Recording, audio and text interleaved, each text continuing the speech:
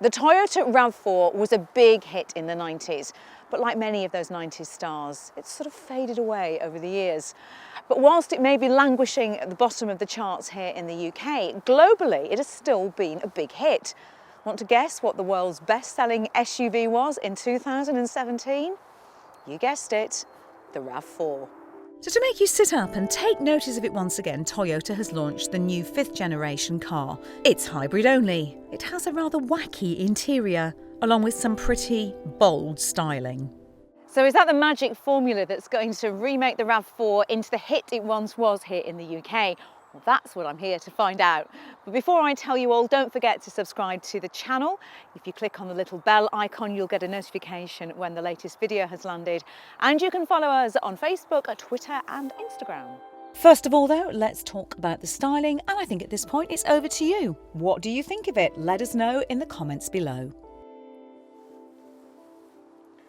So inside, well, I'm going to kick off by saying that it's a huge improvement over the old model. It's actually really decently made, there's some nice materials, everything is intuitive and easy to use. So let me start by telling you the things that I do like in here. I'm a big fan of the textured rubber which is used on the climate control and on the inside of the door handles, while the cup holders and also the storage compartments, you'll find more of that texture here in the centre glove box, which is a handy storage space. And the area that I find it most useful though is on this little shelf.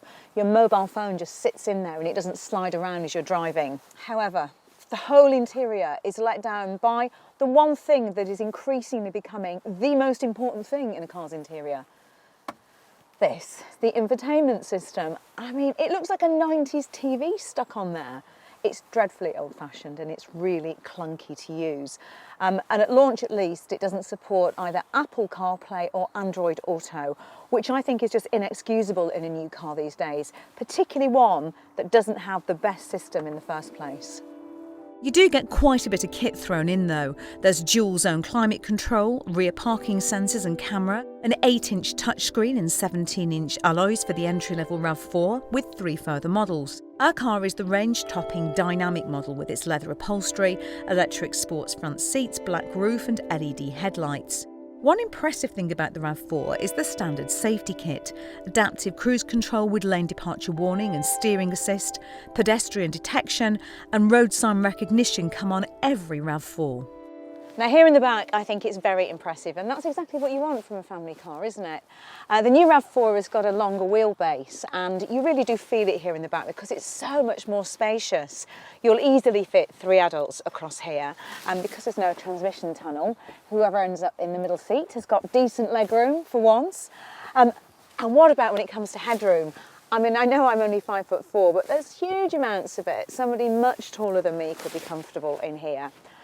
As for the children, you get a couple of Isofix child seat points on each of these outer seats. And just like in the front, there's some really well thought out storage, decent sized door bins that will easily fit a water bottle in. And there's a couple of charging points down there. Increasingly important, of course, when you're carrying the family because it puts an end to all those squabbles about who gets to charge up. Round at the boot, and it too has grown compared to the old model. It's wide and square with no load lip, and it's larger than this car's chief rival, the Honda CR-V Hybrid.